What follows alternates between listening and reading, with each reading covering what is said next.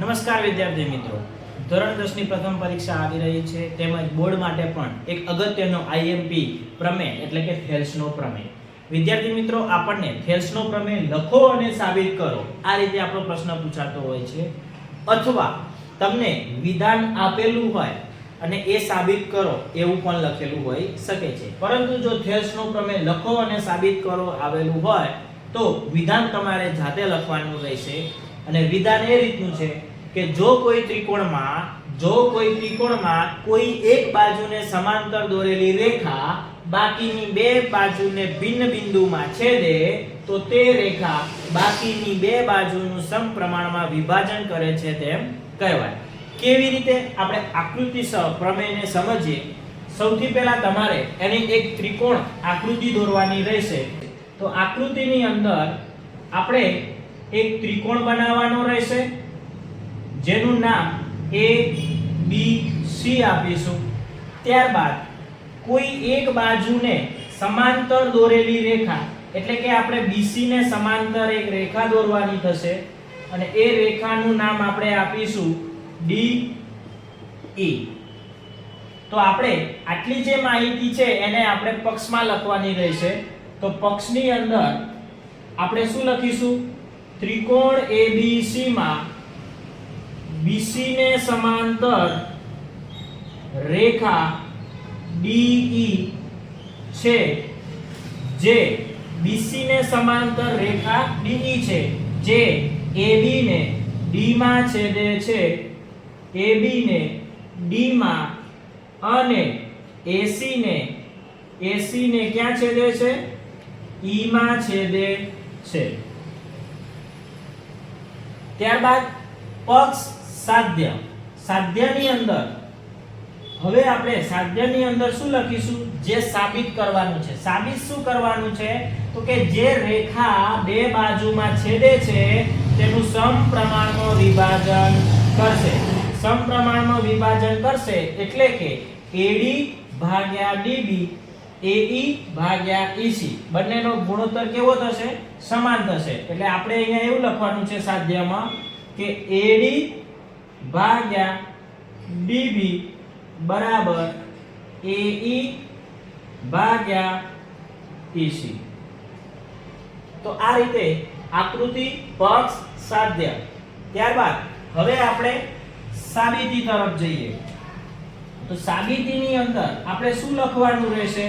તો આપણે થોડુંક એક્સ્ટ્રા કામ કરવાનું છે અને એ કામ એવું છે કે પહેલા તો આપણે બિંદુ E માંથી એક લંબ દોરવાનો છે AC ઉપર.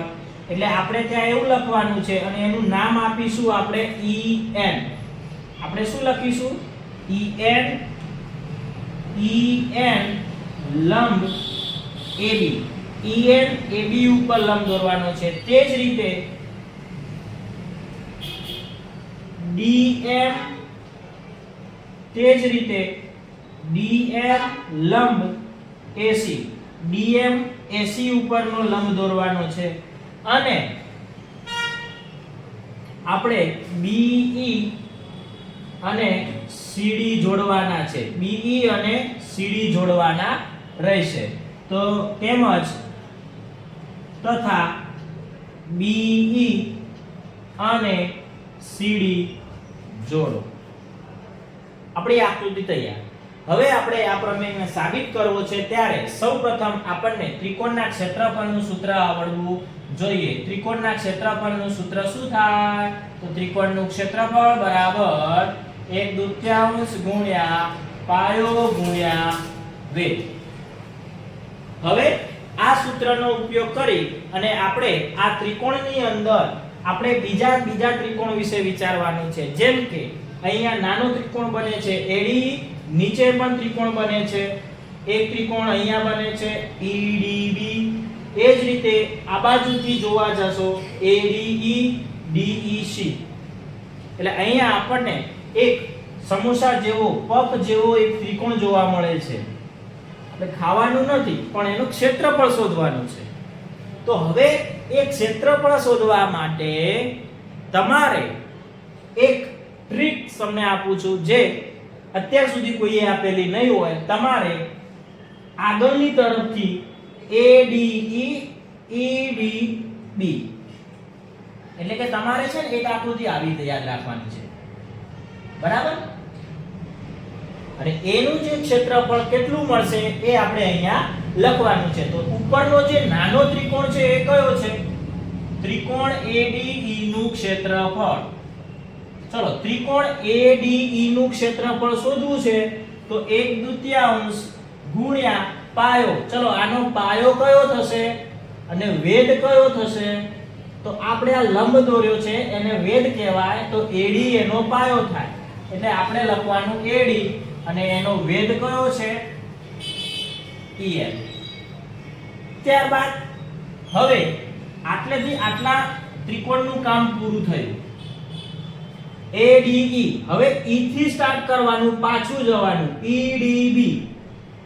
એટલે આપણે અહીંયાથી આ નીચેની તરફનો જે બને છે એ ત્રિકોણ વિશે લખો. EDB, ત્રિકોણ EDB નું ક્ષેત્રફળ 1/2 ગુણ્યા, ચલો EDB, આ જે ત્રિકોણ બને છે એનો પાયો કયો થશે? DB અથવા BD. અને આ જે ત્રિકોણ છે એ ગુરુકોણ ત્રિકોણ છે, તો એ ગુરુકોણ ત્રિકોણનો જે વેધ છે એ ત્રિકોણની બારે મળશે, એટલે એનો વેધ થશે EN.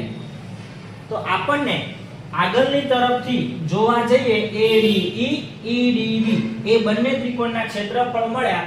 હવે એ ત્રિકોણના ક્ષેત્રફળનો આપણે શું કરવાનું છે? ગુણોત્તર લેતા. ગુણોત્તર લેતા એટલે કે આ ત્રિકોણ ADE નું ક્ષેત્રફળ ભાગ્યા ત્રિકોણ EDB નું ક્ષેત્રફળ બરાબર 1/2 ગુણ્યા AD ગુણ્યા EN ભાગ્યા 1/2 ગુણ્યા DB ગુણ્યા EN. હવે ગુણોત્તર લઈએ ત્યારે જે સમાન હોય એને તમારે કેન્સલ કરી દેવાનું. 1/2 1/2 EN. તો આપણી પાસે શું વધશે? AD DB. મતલબ ADE નું ક્ષેત્રફળ ભાગ્યા EDB નું ક્ષેત્રફળ બરાબર AD ભાગ્યા DB. સમીકરણ નંબર 1. હવે જે રીતે તમે આગળની તરફથી જોયું એવી રીતે હવે પાછળની તરફથી જોવાનું છે. એટલે આપણે હવે આગળ ફરીથી શું લખીશું? તે જ રીતે જેમ તમે આ રીતનો એક ટી વિચાર્યો એમ હવે તમારે આ રીતે વિચારવાનું છે. અને જેમાં તમારે પહેલો ત્રિકોણ કયો બનશે? AED. ADE લખો, AED લખો, ચાલે. એટલે આપણે પહેલા લખીએ AED નું ક્ષેત્રફળ, ત્રિકોણ AED નું ક્ષેત્રફળ બરાબર, ચલો AED નું ક્ષેત્રફળ શું થાય? ત્રિકોણ AED નું ક્ષેત્રફળ શું થશે? તો 1/2 ગુણ્યા, ચલો આનો પાયો કયો થશે? તો કે AE ગુણ્યા એ પાયા ઉપરનો વેધ કયો છે? DM. ચલો જેમ હવે આપણે એક આ લીધું AED, D થી પાછા ફરો DEC, AED DEC. તો હવે આપણે લખીશું ત્રિકોણ DEC નું ક્ષેત્રફળ. ચલો એનું સૂત્ર 1/2 ગુણ્યા પાયો, DEC નો પાયો કયો થશે? તો કે EC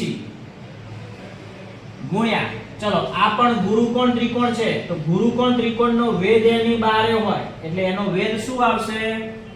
DM. અહીંયા બે સમીકરણ, બે ત્રિકોણના ક્ષેત્રફળ મળ્યા, ગુણોત્તર લીધો. આ સાઈડ થી બે ત્રિકોણના ક્ષેત્રફળ મળ્યા, હવે એનો પણ આપણે શું લેશું? ગુણોત્તર. ચલો એનો ગુણોત્તર લેતા, તો ગુણોત્તર લઈએ તો આપણને શું મળશે? AED નું ક્ષેત્રફળ ભાગ્યા DEC નું ક્ષેત્રફળ 1/2 ગુણ્યા AE ગુણ્યા DM 1/2 EC ગુણ્યા DM. સમાન સમાન હોય એને તમે કેન્સલ કરી દેશો. 1/2 DM DM. આપણી પાસે શું વધ્યું? AE ભાગ્યા EC. સમીકરણ નંબર.